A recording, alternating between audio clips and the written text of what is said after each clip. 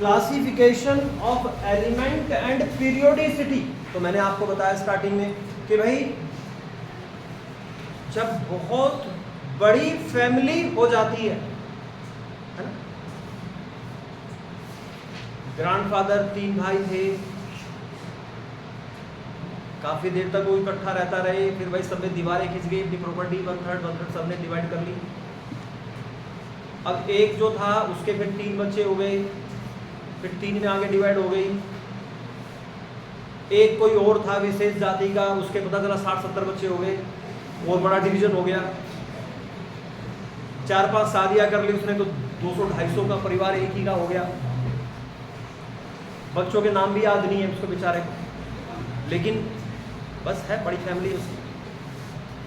तो मेरा मतलब ये है कि जब बड़ी फैमिली हो जाती है तो फिर क्या किया जाता है, वहां पर कुछ ग्रुप्स बना लिए जाते हैं। ठीक है भाई, उनका सेग्रीगेशन कर लिया जाता है, उनको सेपरेट कर लिया जाता है, दीवारें खींच ली जाती है, भाई ये देश तेरा, ये देश मेरा, खत्म किस्सा। ठीक है भाई, ये छोटे भाई की प्रॉपर्टी, ये बड़े भाई की प्रॉपर्टी, बीच में दीवार, आसान होता है। हमारा गांव, मैं अपने गांव की बता रहा हूं आपको, आज उस गांव की जो पॉपुलेशन है वो 5000 से ज़्यादा है, 5000 से ज़्यादा है गांव की पॉपुलेशन। और उस गांव को जो स्टार्टिंग में जो था, मतलब जिसका जो नाम आता है, वो थे बाबा लाड़ खां।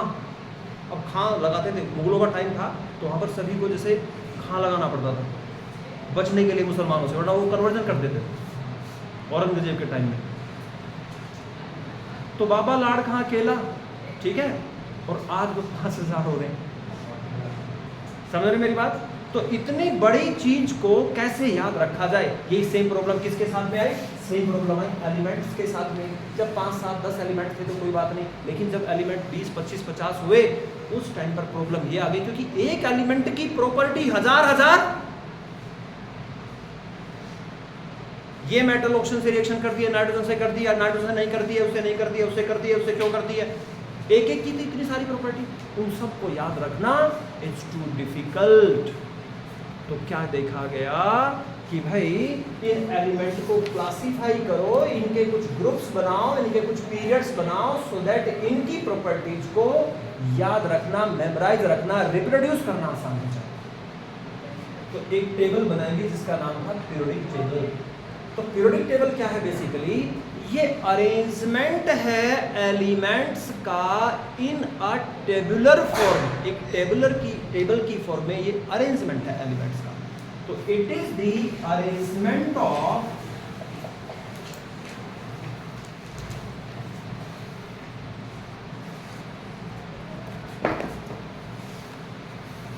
Elements in a tabular form, that is in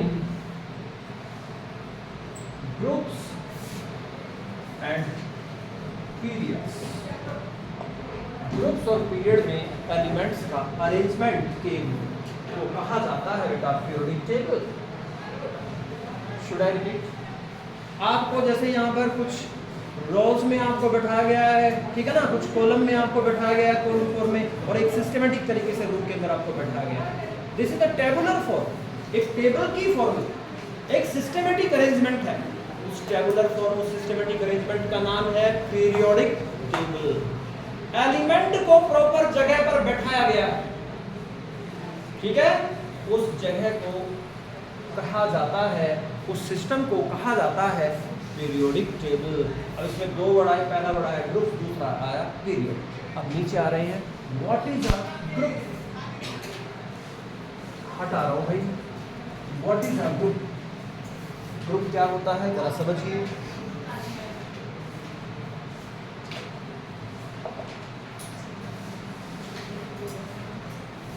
element को इस तरह की वर्टिकल कॉलम्स में अरेंज किया जाता है। Arrangement of elements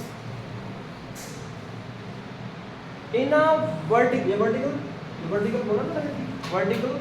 columns.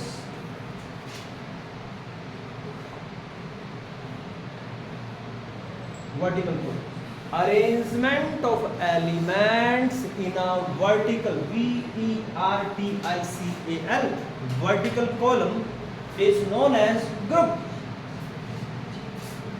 Is known age group. जैसे बेटा मैं यहां पर एक ग्रुप लिख रहा हूं, lithium, sodium, potassium, rubidium, caesium, francium, ये जो एलिमेंट हैं, इन एलिमेंट को हम ग्रुप फर्स्ट के एलिमेंट कहते हैं। इस तरह का जो vertical arrangement of the elements है, एक कॉलम है, उसे कहा जाता है ग्रुप। कितने बच्चों को ग्रुप की डेफिनेशन समझ में आ गई? ओके, एक और टर्म मैंने यूज की है बेटा, एक दूसरी टर्म मैंने यूज की है पीरियड।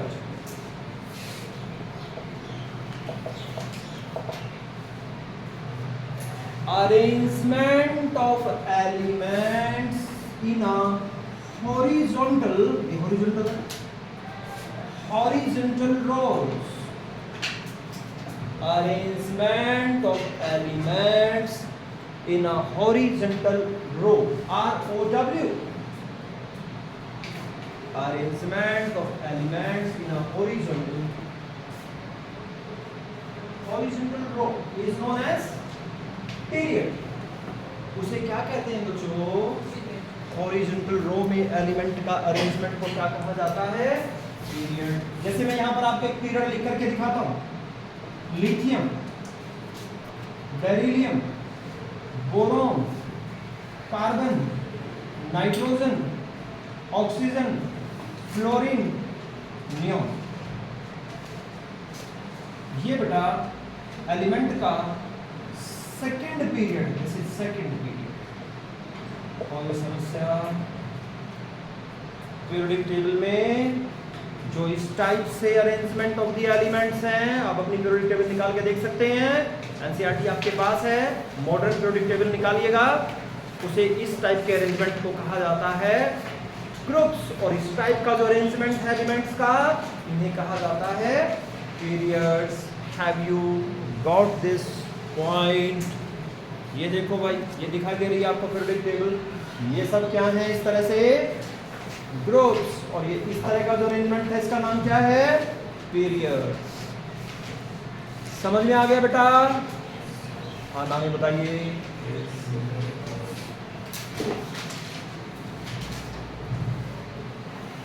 एक रशियन साइंटिस्ट थे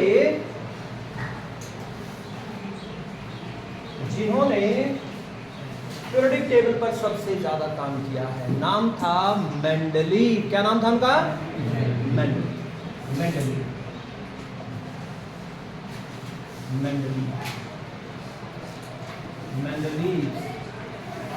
तो मेंडलीव ने तो बड़ा सिस्टमेटिक काम किया। मेंडलीव ने बड़ा सिस्टमेटिक काम किया पीरियोडिक टेबल के ऊपर। लेकिन मेंडलीव से पहले कुछ साइंटिस्ट ने एलिमेंट को अरेंज करने की कोशिश की, ट्राई की। बात समझ रहे हो? मेंडलीव से पहले भी कुछ साइंटिस्ट ने एलिमेंट को एक सिस्टमेटिक तरीके से स्टडी करने के कुछ तरीके निकाले, कुछ मेथड्स निकाले। ठीक है भाई? तो भाई अब यहां पर आप ऐसे हेडिंग बनाइए, pre attempts of periodic table. Pre attempts का मतलब pre attempts of periodic table. ये किससे पहले की बात हो रही है बेटा? मेंडलीव से पहले की बात हो रही है।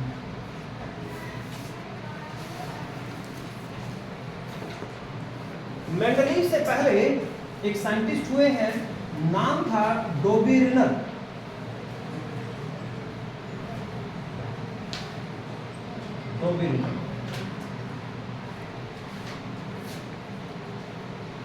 डोबेरिनर ने कुछ एलिमेंट के ट्रायड बनाए थे। तीन एलिमेंट के वो लेकर के, और नोट इसको बुक को बंद करने चलिएगा बेटा। डोबेरिनर्स ट्रायड। तो डोबेरिनर ने, मेंडलीव से पहले का काम है डोबेरिनर का, ठीक है? इन्होंने क्या किया? इन्होंने तीन एलिमेंट के को एक मतलब इस तरह से रखा, जैसे ले लें लिथियम, सोडियम, पोटेशियम, ये तीन एलिमेंट ले लिए मान लीजिए। लिथियम सोडियम पोटेशियम, ये जो लिथियम है इसका एटॉमिक मास होता है 7। ये जो पोटेशियम है इसका अप्रोक्स एटॉमिक मास होता है 39 पॉइंट समथिंग है आज की डेट में, लेकिन 39 लिया उन्होंने इस टाइम पे। तो इन्होंने कहा कि भाई ये जो बीच वाला एलिमेंट है सोडियम, अगर मैं इस फर्स्ट और थर्ड एलिमेंट के एटॉमिक मास का एवरेज लेता हूँ 7 + 39 डिवाइडेड बाई 2, देखो कितना आ जाएगा बच्चों, ये 46/2 हो जाएगा, क्या कितना आ जाएगा 23। तो अगर आप इस तरह से तीन एलिमेंट्स के क्या बनाते हैं, ट्रायड्स बनाते हैं, और उन ट्रायड्स में क्या चीज होनी चाहिए कि पहला एलिमेंट और थर्ड एलिमेंट के एटॉमिक मास का एवरेज लिया जाए और बीच वाले एटम के एटॉमिक मास के इक्वल अगर उनका मास आ जाता है एवरेज, तो इन तीनों एलिमेंट की प्रॉपर्टीज सिमिलर होंगी। Should I repeat? Lithium sodium potassium का एक ट्रायड बनाया गया, 3 एलिमेंट को इकट्ठा लिया गया। कंडीशन उन्होंने क्या रखी कि इन तीनों एलिमेंट की प्रॉपर्टी लगभग एक जैसी होंगी। अगर क्या कंडीशन फॉलो होती होगी, पहला एलिमेंट का एटॉमिक मास, थर्ड एलिमेंट का एटॉमिक मास, उसका एवरेज लीजिए 7 + 39 डिवाइड बाई 2 46/2 23। अगर वो बीच वाले एलिमेंट के इक्वल आ जाता है, उनका एवरेज एटॉमिक मास फर्स्ट और थर्ड का, बीच वाले एलिमेंट के इक्वल अगर एटॉमिक मास आ जाता है, तो इन एलिमेंट की प्रॉपर्टीज सिमिलर होंगी। Should I repeat? कितने बच्चों को मेरी बात समझ में आ गई? इस तरह के बहुत सारे ट्रायड बनाए, लेकिन सभी एलिमेंट के इस टाइप के ट्रायड नहीं बनाए जा सकते। कुछ ही एलिमेंट के इस टाइप के ट्रायड बनाए गए, सबके नहीं बनाए जा सकते। तो इसमें बेटा कुछ एलिमेंट तो इस ट्रायड में आ गए, मैक्सिमम एलिमेंट छूट गए। उन्होंने कहा भाई ये काम चलेगा नहीं, आपकी थ्योरी 100% ठीक नहीं है, सब जगह अप्लाई नहीं हो पा रही, इसलिए इसको छोड़ दिया गया। आगे चल सकते हैं। तो इसमें आपने लिख दिया, क्या लिखना आपने इसमें कि भाई इस ट्रायड के एलिमेंट की प्रॉपर्टीज क्या होगी, properties of such type of triad are similar. Properties of such types of triads are similar. Properties of such types of triads are similar. इनकी प्रॉपर्टीज कैसी होंगी, similar. But triads of all elements are not possible. सभी element के triad possible नहीं है या नहीं बनाए जा सकते।